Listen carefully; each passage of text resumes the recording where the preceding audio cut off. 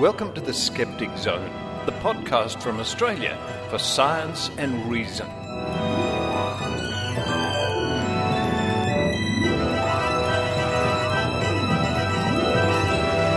Hello and welcome to the Skeptic Zone, episode number 302 for the 3rd of August 2014. Richard Saunders here with you from Sydney, Australia. Another mixed bag, folks, another mixed bag of goodies coming up on this week's Skeptic Zone. We're going to kick off with an interview with a lovely lady who lives right up in the far north coast area of this state, New South Wales. Heidi Robertson is going to be chatting to us about the Northern Rivers Vaccination Supporters group. Now, Heidi is living in the area, which is a real epicenter, one might say, for the anti-vaxxers. And she and her friends have formed this group. And in the interview, you'll hear her come up with an interesting phrasing way to say it. She said that she had to come out as a pro-vaccination supporter. It's just bizarre when you think about it. And if you're living in that area of Australia, I think you'll be very interested indeed to learn more about the Northern Rivers Vaccination Supporters group. Following that, it's Evidence, Please, with Jo Alabaster. Jo's going to be looking at the recent convictions into those ridiculous bomb detectors which worked on the dowsing principle. Fake as a... I remember when I was a kid hearing the term fake as a £3 note. Maybe I'm misremembering. Fake is something that's really fake. Jo's going to fill us in about the latest news concerning those and some convictions. Following that, it's a week in science from the Royal Institution of Australia. They keep churning them out week after week. Well, every week is a week in science, I think. And then after that, details about how you can win a boxed set of the new Cosmos series on DVD. Now, this is only for Australian listeners, I'm sorry to say, simply because of region issues. But Australian listeners, if you want to win your own copy of the Cosmos, the new Cosmos series, courtesy of our good friends at the National Geographic Channel in Australia, keep listening for more details coming up later on in the show. We're running a little bit of a competition. Then to round off the show, it's a grain of salt with Eran Segev. Even more interviews from QED, the really good convention in Manchester earlier in the year. Eran's going to be talking with Rhys Morgan, the young Rhys Morgan. Well, he was young when he got into all this, and he's still quite young. That's to round off the show. Again, a big thank you to all those people who have been plugging and watching and promoting the Vaccination Chronicles, my little documentary. I've been working very hard for the last week or so on the DVD of the Vaccination Chronicles, which has extra features. And what's taking up a lot of my time is actually putting in all the subtitles. I've got the English subtitles all in. The Italian ones, I'm nearly finished. I've got about... about 5 minutes worth of timeline time, if you get my meaning, to match up all the Italian subtitles. Then I'll start work on the Portuguese. And in the coming week, I hope to receive the hopefully Spanish and French and German and Norwegian and Turkish, I think. Something like that. Now, this is all thanks to my good friend Susan Gerbeck, who has a worldwide network of people ready to help with situations just like this, translating, which is just fantastic. It's just a long process to match them all up correctly in the timeline and set them properly on the video, all sorts of things like that. But when that DVD comes out, I'll certainly let everybody know. It's therapeutic in a way, actually, to do all this DVD work and subtitling work. Very interesting. I'll be back later on with some news about James the Amazing Randi and his visit to Australia. Some early information there. But for now, I'm going to run downstairs. I'm going to run out the door, shake the coconut tree, see if one falls down, and indulge in some lovely homeopathic coconut water. Yeah. while I try to work that one out. I hope you enjoy the Skeptic Zone.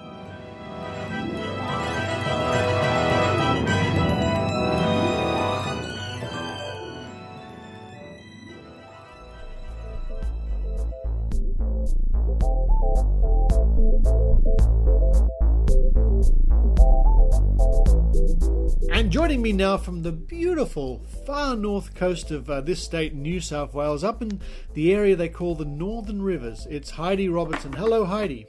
Hi. Waving. Hi. You're waving, but I can't see you because just a moment ago we turned off our Skype cameras to save some bandwidth, so I'll pretend I can see you waving. You cut me off. I'm making funny faces now. Hello. Thank you for having me again on the show. That's all right. I should turn on the camera again because you were on the show some time ago now. In fact, I met you at Skeptic Camp here in Sydney. That's right. You were very nice, and you came up and wanted to meet me and say hello. And I discovered that you're very passionate and very interested in promoting the cause of vaccination. And in fact, you're involved with the Northern Rivers Vaccination Supporters. What can you tell me about that? What can I tell you? Well, we formed in May of 2013, so we're just over a year old now. So I moved up to this region in northern New South Wales from Sydney, and my husband moved here from Brisbane. So this was our first sort of taste of country living, and we always loved the area, but we had no idea when we moved here that there was quite a strong anti-vaccination movement in the region. No idea. In fact, I didn't even know until my first son, Charlie, who's now 7, started preschool when he was 3 years old. And I was just chatting to one of the other mums, and she told me that she thought her daughter had mumps over the holidays, and me being quite naive about the whole thing, just sort of blurted out, but she would have had the MMR, wouldn't she? And Mum just sort of looked at me and shook her head, and I was a little bit gobsmacked. Yeah, I bet. And, that was kind of the start of. I sort of went home and I thought, what was going on there, and sort of investigated a bit further about, talked to some other people, and I sort of learned that there was this sort of strong anti-vaccination movement here, and I'd never come across anything like it before. It just had never occurred to me that that this sort of thinking was so prevalent. And especially in this area. So anyway, it eventually led me to join the Northern Rivers Vaccination Supporters group, and we're just a group of community members, grassroots, no funding, just a common concern about the low vaccination rates in our region. And, as you know, Mullumbimby, that's in this region, has the dubious honour of having the lowest vaccination rates in the whole country. So for kids aged up to 5 years of age, I think the vaccination rates are about 48%, which is... That's awful. Well, it's awful and it's frightening, yeah. Considering that a lot of the vaccine-preventable diseases need a herd immunity of, around about 90 to 95%. They do. And in fact, it's interesting because that area you talk of, the far north coast of New South Wales, that's very close. In fact, Bangalow is part of that area, and that's where the Australian Vaccination Network, now the Australian Vaccination Skeptics Network, is based. Yes, yep. And, I had no idea about that when I first moved here, but I sure do now. So I guess the purpose of our group is primarily to give people their voices back. It really dumbfounded me when I moved to this area that it's it's kind of a taboo subject to bring up vaccination. People just don't bring it up, and it's because they're frightened. It's because they're frightened to do so. So the anti-vaccination crowd that are around here are very loud, and they're very vocal. And you find that even though the majority of people here still do vaccinate, only just in Mullumbimby, it's only just the majority, but they don't want to speak up because they don't. It's a small community. It's a different way of living in the country. Everyone knows everyone else, and you don't want to be ostracised from that small community. Right. And so sometimes it's easier just to stay quiet. But we've got to change. We've got to change that because. And I thought to myself, and it was really scary for me coming out as a pro-vaxxer. You know, that's what I label it as. It was like a coming out. Right. And it was really scary. And then I thought, no, hang on, why should I feel this way? It should be a normal thing. It should be the shift has to change from it being a social norm to not vaccinate. We've got to change this. And if I want to raise my family in this beautiful region, and I do, I love it here, I can't just bitch and whinge to my family and friends about it. I've got to get out and do something. So we want to give the community, the pro-vaxxers in our community, a voice and say, look, it's okay to get out there and say, I vaccinate, and it's okay to vaccinate. And we want to correct all the misinformation that the anti-vaccination movement has put out there. You know, some of it's just ludicrous, as you know. Yes. And we don't want to be confrontational. We don't want to start a debate. We're not interested in creating a conversation with the staunchly anti-vaccination crowd because we know that we'll never sway them. What we want to do is engage with the people who are still unsure, sitting on the fence. They've heard this, they've heard that, and they're just not sure which way to go. They're the people that we want to engage with and start a conversation with. Yeah, absolutely right, absolutely right. And it's also interesting to note that area up there near the top of New South Wales, it's quite famous since the late 60s as being a sort of the hippie capital of Australia, the alternative lifestyle capital of Australia. I haven't been up there for many years myself, but I imagine that sort of feeling is still prevalent. Oh, it is. And you know what? It's great. In a lot of ways, it's great. You know, the diversity and the talent, and the artists and the musicians, the talent up here is great, and I love diversification. You know, what a boring world it would be if we were all the same. But it's a fine line because at the same time the beliefs in all things cam or scam, if you want to be politically incorrect, but complementary and alternative medicine is rampant up here. And to a large extent, I think I try and have a tolerance to it, but where my tolerance ends is when people are put at risk, and especially babies and children that are relying on adults, their parents or their guardians to make the best decisions for them, and I just can't bear that, you know. So if people are, for instance, using homeopathy and they're thinking that is a viable alternative to vaccination, I'm going to speak out against it. Right. If I see, if people aren't aware that amber teething necklaces are that they're next to useless. Well, they are useless. They're not even next to useless. Yes. Not only do they not do what they claim to do as far as teething goes, but they're also a strangulation and choking hazard.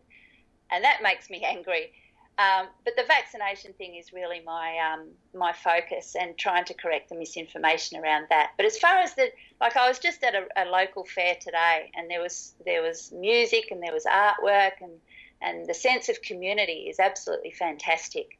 If we can just turn around this trend, this part of the ideology up here that vaccination is an evil thing, And why can't we do that? There's no reason why we can't do that, I think. I think you're absolutely right. And I've been noticing on your group's page, which is the Facebook page, Northern Rivers Vaccination Supporters, there's a campaign or a push that you're doing to put your flyers and leaflets up in hospitals and other areas. Yes, and we have. We've actually we've been quite successful with that. Medicare Local, North Coast Medicare Local up here has heard about us, and they have kindly offered to. We had some flyers made up, which we funded ourselves. We are not farmer shills or government shills. We passed the virtual hat around our Facebook group. We got the funds to make a few flyers up. You mean you haven't got your check yet from Big Pharma? I'm shocked. I'm still waiting. Yeah. I'm still waiting. Maybe one day I'll drive around in that gold Rolls Royce, Yes. but not quite yet.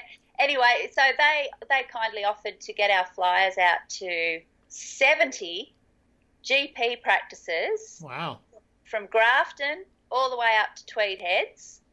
So we made some posters up as well. So now the GPs are all aware of our group, and they can recommend parents or hesitant parents to us, and they can be assured that we will give them credible information. We'll give them the credible websites to go to, and we're there as a support for them, and to make sure that they know that they're not alone, and that there is a great deal of support out there for them. That's fantastic, and I like the flyers too. They look great. The logo's really nice. It's like a family and enclosed in these two big hands to symbolise the protection of vaccination. Are your flyers available online? Did you notice the dog in there? I did notice the dog, yes. It's important to vaccinate your pets as well. Yes. The flyers, well, if anyone is interested, and actually that's a good idea, we should put up, I don't know what you call it, a printable version, I suppose, of the flyer. A PDF. That's the one. Yeah. We should put up that for people on our website so that they can download it, print it. Yeah, I would recommend it. I think that would be an excellent thing for you to do. Then people don't have to wait for it. If they want to put it in their local doctors or their local homeopaths, then they can go right ahead. Yeah. Yeah, well, recently some members of our group have been putting the flyers up on various notice boards around the region. I've checked a couple of places lately that I put flyers up, and they've been taken down, but I've put them back up again, and we'll soldier on with it. It's good. And look, in the past year, considering the group's only a year old now, we've actually we've achieved quite a lot. You've probably heard that Queensland has recently announced that they are introducing a free whooping cough vaccine for pregnant women in their third trimester. So we've recently written to Gillian Skinner, New South Wales Health, about that, and saying, look, come on, let's do this for New South Wales as well. So we're writing a lot of letters all the time. We've had interviews with ABC North Coast Radio. We've appeared in the Courier Mail, the Telegraph, their campaigns, No Jab, No Play, Keep Our Kids Safe. They both had vaccination campaigns. We've had stories. Our members have been in both those newspapers. One of our members was recently on the 7:30 report in Queensland. So Great. we're getting out there. And really another great thing is Alison, one of our admins of our Facebook group, got to do a poster presentation at the National Immunisation Conference in Melbourne a month or two ago. And that poster presentation, she collaborated with a few other people to do that up, including Dr. Rachie, who's been a great supporter like you have of our group. Absolutely. So we got to, Alison got to liaise with a lot of the big wigs in the pharma shill industry down there. But just to get just to get the message out that we're out there and we're around, and so it's all going really well so far. That's I'm delighted to hear it. Is the Facebook group the portal? Is that where people should go? Oh, okay. So yes, we've got a Facebook page. If they just look for Northern Rivers Vaccination Supporters on Facebook, they can like that page. And we've also got a website. Now the website, one of our other gorgeous members, who's very good with this sort of stuff that we're not, has offered to revamp our website, which is now at nrvs.info. So Northern Rivers Vaccination Supporters, but it's just nrvs.info. And as of Monday, this coming Monday, the old website address, which was Northern Rivers Vaccination Supporters.org, which was a mouthful, will now point to that new site. So it's a new revamped website. It's got some stories on there of our admin members and why we joined and our brushes with vaccine preventable diseases. It's got lots and lots of links, reputable links, and all about the different vaccine preventable diseases. So it's, urge everyone to go and have a look at it, and even recommend it to your friends and family if you have friends and family that are hesitant or who are interested in the issue of vaccination. Absolutely. So, folks, if you are up in the north coast and far northern coast of New South Wales, the Northern Rivers, or in southern Queensland, the website to visit is nrvs.info. nrvs.info, not too hard to remember that one, where you can find out about the group, its actions, and more about vaccination and some good advice. Heidi, it's wonderful to have people up there in the lion's den, so to speak. Yeah, well, someone had to do it. No, it's a beautiful area, and we want to live here, and we want to change the way it is up here. So, please come and like our Facebook page and tell everyone about us, and everyone's more than welcome to. We've also got a contact form on our website page, so if you've got any questions, we're more than happy to answer those questions as well. Fantastic. Well, really nice to catch up with you, Heidi. I hope we can bump into each other again at a convention or a Skeptic camp or something in the not too distant future. But for now, a big thank you for all your work and the group up there. Heidi Robertson, thank you very much. Thanks, Richard. Bye-bye.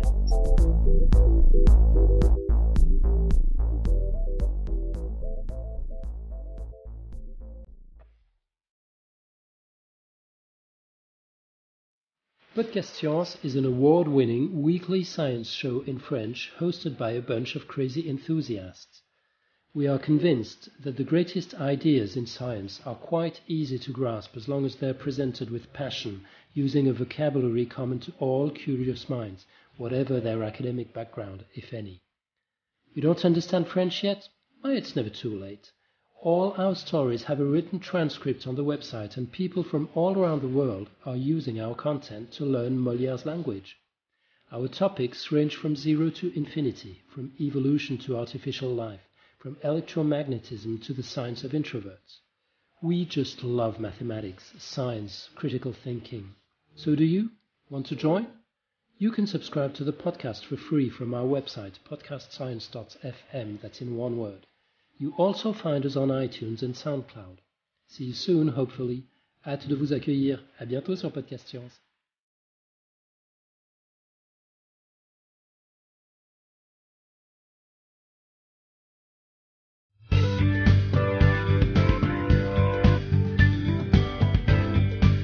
What we want is some more evidence, please. Here's Jo Alabaster.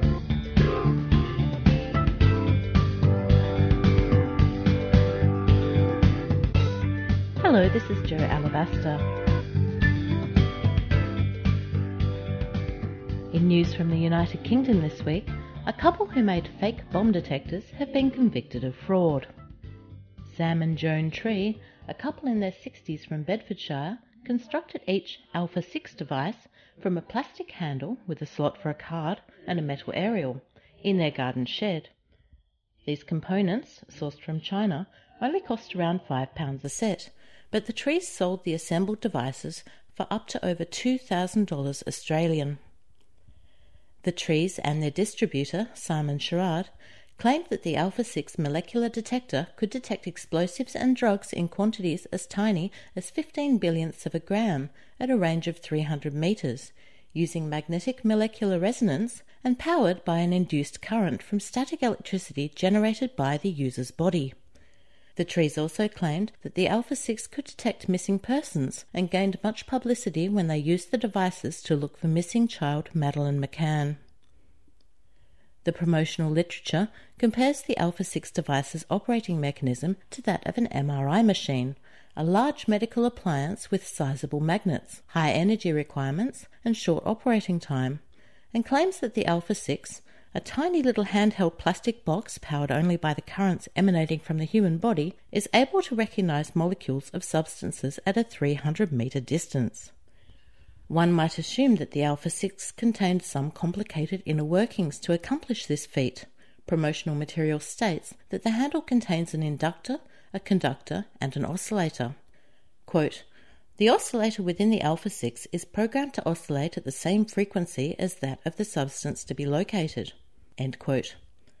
Strangely enough, when the Trees were investigated, the majority of the plastic handles of assembled Alpha 6 devices were found to be empty, save a few which contained torn-up scraps of paper. The Alpha 6 is set to detect specific substances by inserting a designated card into the plastic handle of the device. These cards have apparently had the signature of a substance transferred onto them.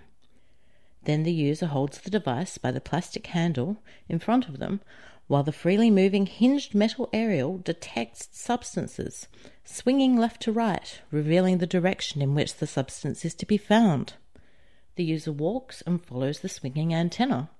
Is this starting to sound familiar yet? The Alpha 6 is working on the same principles as a dowsing rod.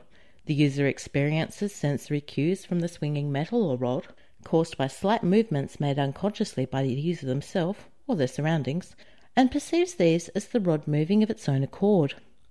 Between the expectations of the user, perhaps influenced by the high financial and or emotional investment in the device, combined with their trust in the vendor and their claims, and a touch of confirmation bias, people can perceive that dowsing rods work, despite there being neither a proven mechanism via which this is possible, nor a greater hit rate than that of chance.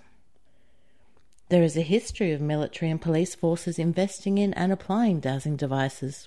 During the Vietnam War, some US Marines were using dowsing to attempt to locate weapons and tunnels.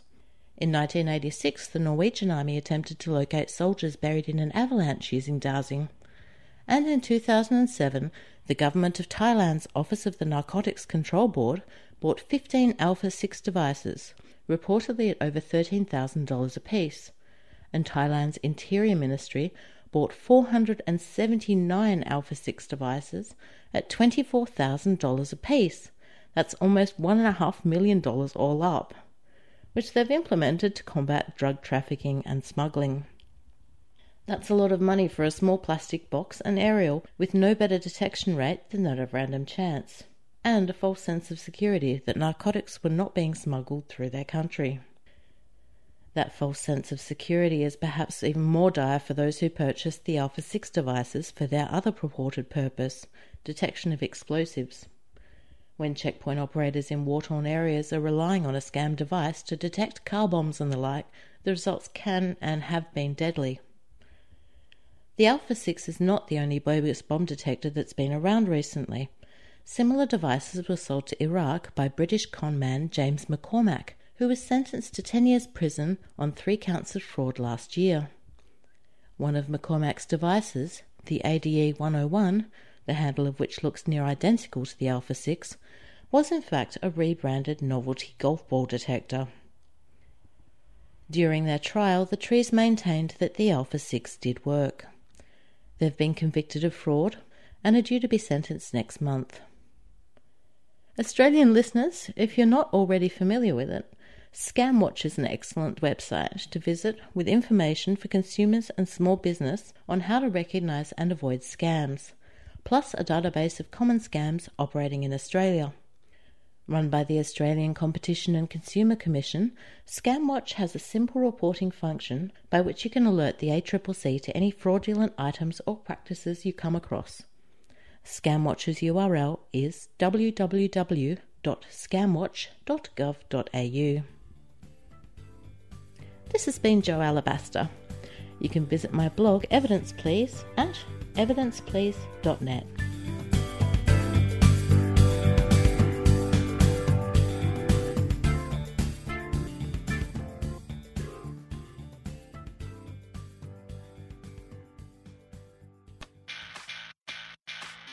Ad hominem, begging the question, factoid propagation, false analogy, false cause, false dichotomy, gibberish, immunised hypothesis, moral equivalence, poisoning the well, simple-minded certitude, stacking the deck, and WTF are just some of the fallacies we provide real-life examples of in Hunting Humbug 101, a podcast about bad arguments. Check it out at www.skepticsfieldguide.net.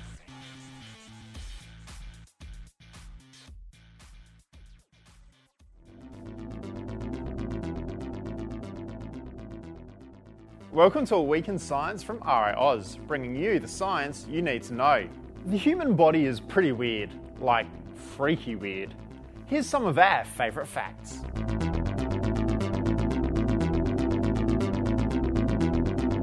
The most amazing part of the human body is definitely the brain. It is made up of around 86 billion neurons. If you were to count them, it would take around 2,500 years. To run all those neurons, the brain uses around 300 to 500 calories of energy per day, about the same as a 15-watt light bulb. That all seems rather efficient to me. The speed that nerves carry information to and from the brain depends on their thickness, with thicker nerves carrying information faster than thinner. The thickest nerves can carry information at around 400 kilometers per hour. And with all that brain power and computational ability, a study has shown that men think about sex on average about 34 times a day, which is about the same we think about food or sleep.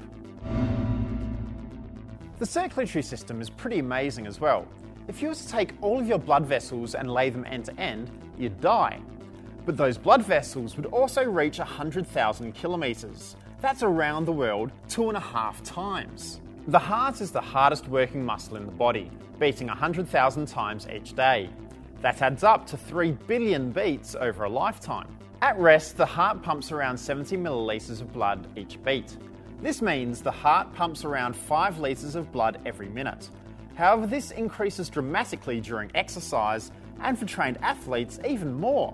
The pressure at which it pumps the blood is also very impressive. It is said that the heart could squirt blood around 9 metres. And now, 4 fast facts about the weird human body. Fingernails grow around 3 millimeters per month. That's about 3 times faster than toenails. Hair, on the other hand, grows very quickly, about 1.25 centimeters each month. People who are deaf due to inner ear damage don't get seasick. And just like your fingerprints, your tongue's design is completely unique to you. That's it for this week in science. If your brain is intrigued by the weird human body, go to the RiAus website, riaus.org.au. Follow us on Twitter at RiAus and like us on Facebook. I'm Ben Lewis, and we'll catch you next week.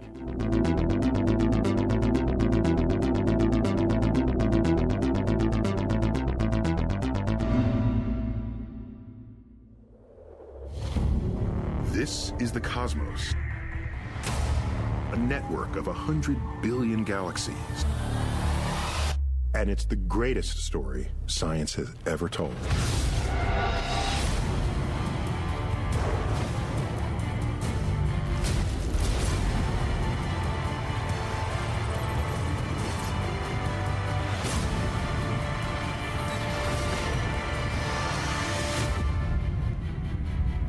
Life on Earth is one of the unsolved mysteries of science. Come with me. Our journey is just beginning. Australian listeners, here's your chance to own your very own copy of Cosmos, A Space-Time Odyssey, on DVD, courtesy of our good friends at the National Geographic Channel in Australia. 3 decades after the debut of the original Cosmos, it is time once again to set sail for the stars. Hosted by renowned astrophysicist Neil deGrasse Tyson, the series will explore how we discovered the laws of nature and found our coordinates in space and time. It will bring to life never-before-told stories of the heroic quest for knowledge and transports viewers to new worlds and across the universe for a vision of the cosmos on the grandest scale. Wow, that's a good blurb. All 13 episodes of the new Cosmos series on a 4 DVD disc set can be yours, Australian listeners. This is what you have to do. Using the theme Billions and Billions, send us a photograph. Send us a photograph. Send it to cosmos@skepticzone.tv. That's the address. Don't make it too big, please. Nothing like 5 megabytes. See if you can sort of crunch it down to no more than 1 for convenience sake. We're going to be posting those on the Skeptic Zone Facebook group page. So there's your mission, should you choose to accept it. Send us a photograph with the theme in mind, Billions and Billions. And the judges will award the DVD to what they consider to be the most creative photograph sent in. Please include your full name and your city or town. So there it is, the new Cosmos DVD set competition. But I'll leave you with a little clip from the new Cosmos series with Neil deGrasse Tyson and Carl Sagan. It's inspiring stuff. Carl Sagan was a member of Voyager's imaging team. And it was his idea that Voyager take one last picture. A generation before, an astronaut on the last Apollo flight to the moon had taken a picture of the whole Earth, the planet as a world without borders. It became an icon of a new consciousness. Carl realized the next step in this process. He convinced NASA to turn the Voyager 1 camera back towards Earth when the spacecraft went beyond Neptune for one last look homeward at what he called the pale blue dot.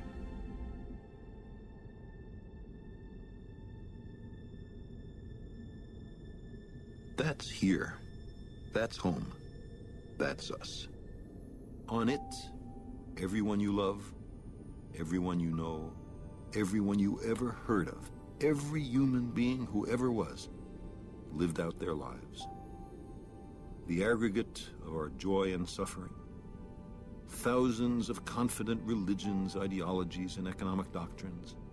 Every hunter and forager, every hero and coward, every creator and destroyer of civilization, every king and peasant, every young couple in love, every mother and father, hopeful child, inventor and explorer, every teacher of morals, every corrupt politician, every superstar, every supreme leader, every saint and sinner in the history of our species lived there, on a mote of dust, suspended in a sunbeam. The Earth is a very small stage in a vast cosmic arena. Think of the rivers of blood spilled by all those generals and emperors, so that in glory and triumph they could become the momentary masters of a fraction of a dot. Think of the endless cruelties visited by the inhabitants of one corner of this pixel on the scarcely distinguishable inhabitants of some other corner. How frequent their misunderstandings. How eager they are to kill one another. How fervent their hatreds. Our posturings, our imagined self-importance, the delusion that we have some privileged position in the universe are challenged by this point of pale light. Our planet is a lonely speck in the great enveloping cosmic dark. In our obscurity, in all this vastness, there is no hint that help will come from elsewhere to save us from ourselves. The Earth is the only world known so far to harbor life. There is nowhere else, at least in the near future, to which our species could migrate. Visit? Yes. Settle? Not yet. Like it or not, for the moment, the Earth is where we make our stand. It has been said that astronomy is a humbling and character-building experience. There is perhaps no better demonstration of the folly of human conceits than this distant image. To me, it underscores our responsibility to deal more kindly with one another and to preserve and cherish the pale blue dot, the only home we've ever known.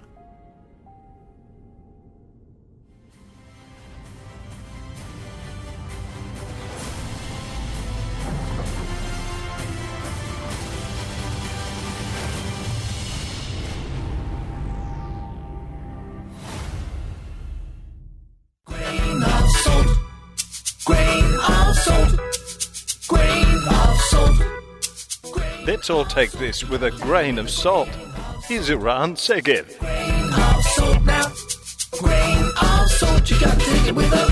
I'm here with Rhys Morgan. Rhys, for a lot of skeptics, needs no introduction, but maybe, Rhys, maybe you can tell us, those are the few listeners who do not know who you are. Do you want to tell them why people know about you? Yeah, sure. A few years ago, I was involved in talking and debunking a miracle mineral solution. That was the product's name. It was an industrial bleaching agent being promoted as a treatment for all sorts of illnesses, cancer, Crohn's, arthritis, tuberculosis. And I got involved with debunking that, and I got the James Randi Educational Foundation Award for Outstanding Contribution to Grassroots Skepticism for that at TAM London in 2010. And then after... So maybe we should just point out, TAM London 2010, you're now almost 20, right? Yes. So you were 16? I was 15, 16 when that happened. Very good. And then a year later or so, I got involved with... I blogged about a clinic called the Brzezinski Clinic in America, who are a cancer clinic who offer a treatment called antineoplastons. There's no scientific evidence that they work or are effective in the treatment of cancer, but Dr. Brzezinski will promote it as if it was a treatment or cure. And people pay hundreds of thousands of dollars to go over to his clinic to get this treatment. So I blogged about this. I said, this is wrong, this shouldn't be happening. And I was almost sued by him for it. He hired someone called Mark Stevens, who was hired to help the PR of the company, help their web presence, but instead it backfired, and he caused all Google results to now show when you search Brzezinski, you find all about skepticism and you find about scams and all that. So that's sort of how I became involved in skepticism. Okay, so the question I asked you before we started recording was about how you probably go about your daily life in relative anonymity, but then you come to something like this, a QED, a skeptical conference, and you're a bit of a local celebrity, aren't you? It is a bit different from my normal life because, when I walk around Cardiff, my hometown, nobody pays any attention to me really except for my friends. And then when I come to QED, I have people come up to me and just be like, "Oh, hi Rhys," and it's quite odd, especially when you have people who you don't know but they know you. It can be quite different. Like me, for example. Okay, and then they drag you to a back room and start recording. Okay.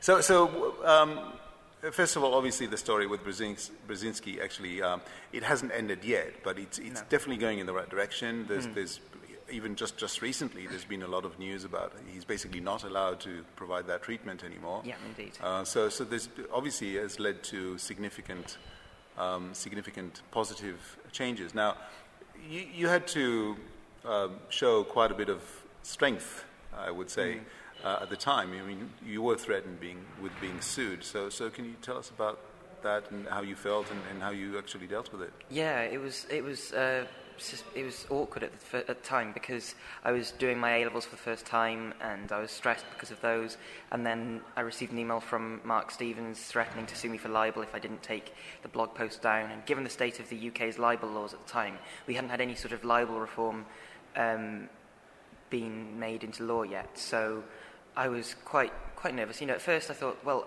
I'm on the right side here, I've definitely told the truth.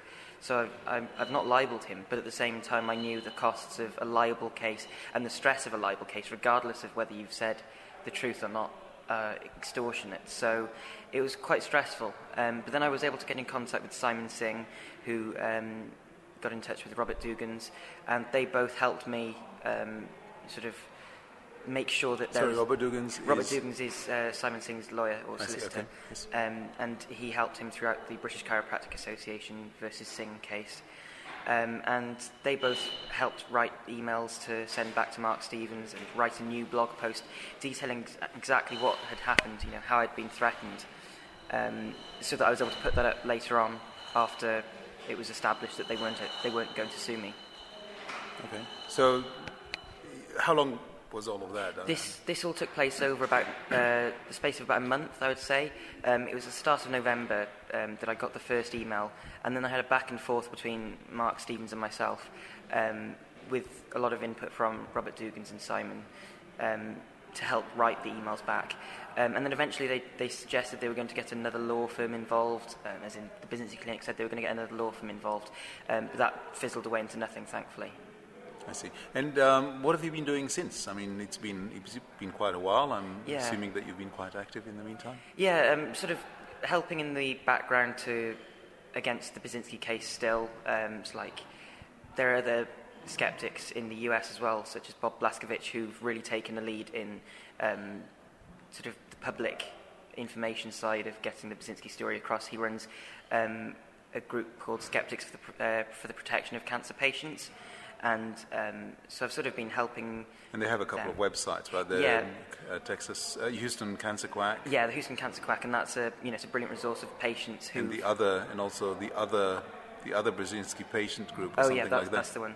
Yeah. Yeah, and on that you can find details of patients who've gone to Brzezinski and then have not been successful, which is the majority of them. So you can find all their stories on that website. But other campaigns that he's helped, he's run, have been like letter writing campaigns to senators in the US, and so I've been sort of not taking a disinterest in it, but sort of taking more of a backseat while Bob's been continuing the work. So something else that I've focused on slightly recently was multi-level marketing.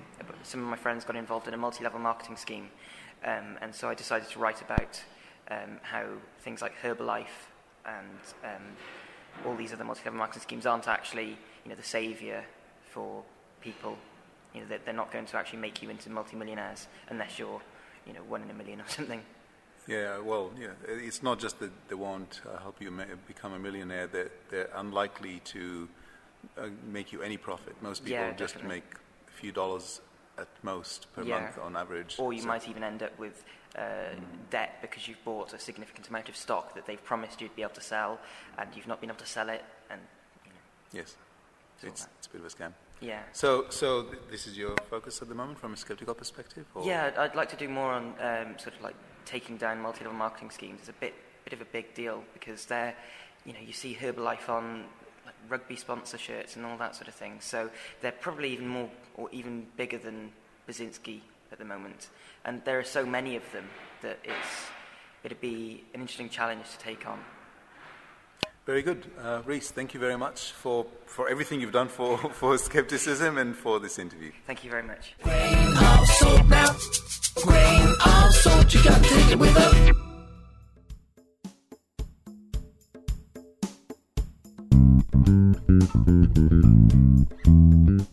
Hey, this is Jay Novella from the Skeptic's Guide to the Universe podcast. Did you know that there are thousands of skeptical reports, interviews, and investigations going back to 1981, free to download? Just visit www.skeptics.com.au. Click the publications link and enjoy almost every back issue of The Skeptic, the journal from Australian skeptics.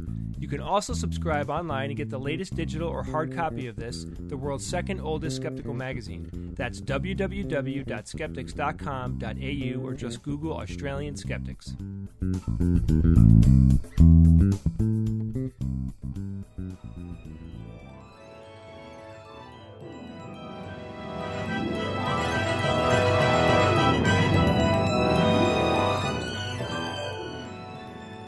Thank you for listening to the Skeptic Zone, and as I mentioned at the top of the show, James Randi is coming out to Australia in December to do a series of talks in Perth, Brisbane, Melbourne, Sydney. I think I've got that correct. Look, I'm going to be having a chat to James, well, in the coming weeks or months about this, and I'll bring you that on the Skeptic Zone, but keep an eye out for that.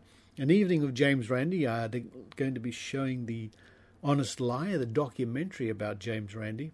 But I'll try to bring you more information about that as it comes to hand. Always good to see James Randi in Australia. James Randi in Australia. And that's the name of the documentary that was made way back in 1981, all about James Randi doing water divining tests. Google it. James Randi in Australia. It's a wonderful documentary, about 45 minutes, I guess, all about water divining. And that helped kick off Australian Skeptics all those years ago. But for now, this is, all right. For all those people who write in to me and ask me to do this, I'll do it again.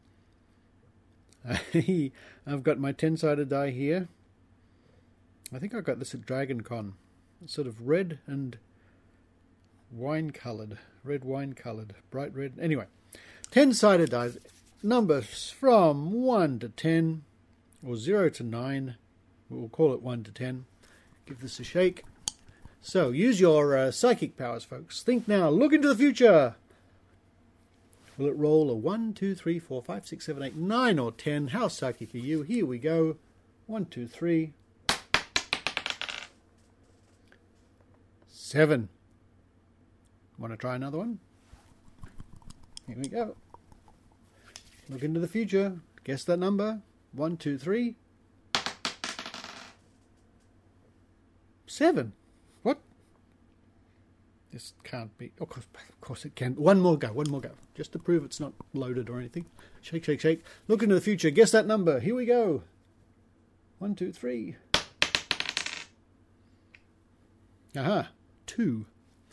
All those people who got 772, you win some homeopathic coconut water. But for now, this is Richard Saunders, signing off from Sydney, Australia. You've been listening to The Skeptic Zone. Visit our website at www.skepticzone.tv for comments, contacts, and extra video reports. The Skeptic Zone, a miracle of technology.